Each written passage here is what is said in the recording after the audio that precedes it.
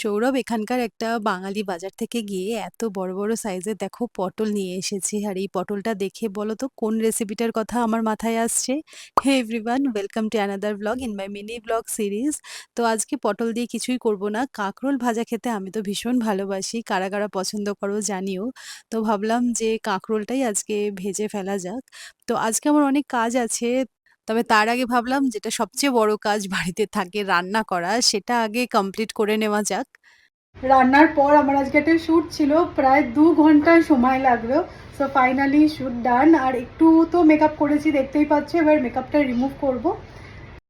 তোমরা অনেক সময় আমার স্কিন কেয়ার রুটিন জানতে চাও। আমার স্কিন কেয়ার রুটিন ভীষণই সিম্পল। তো আজকে মর্নিং স্কিন কেয়ার রুটিনটা তোমাদের সাথে শেয়ার করে দিচ্ছি। তোমাদের বললামই যে আমি মেকআপ করেছি, আর মেকআপ রিমুভ করার জন্য আমি দ্য ফেস শপের এই ক্লেনজিং অয়েলটা ইউজ করব। আমি সবসময় কিন্তু ডাবল ক্লেনজিং করি, তা না হলে আমার মনে হয় যে লিপস্টিক বা কাজল ঠিকভাবে রিমুভ হয় না।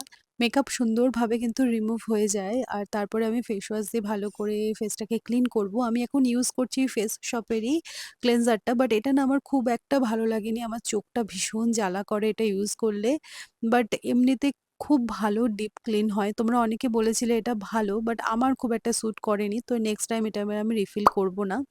দেন আমি টোনার ইউজ করছি টনি মলির, এটা আমি রিসেন্টলি ইউজ করছি, প্রায় 1-1.5 মাস মতন হলো। আমার কিন্তু খুব ভালো লেগেছে।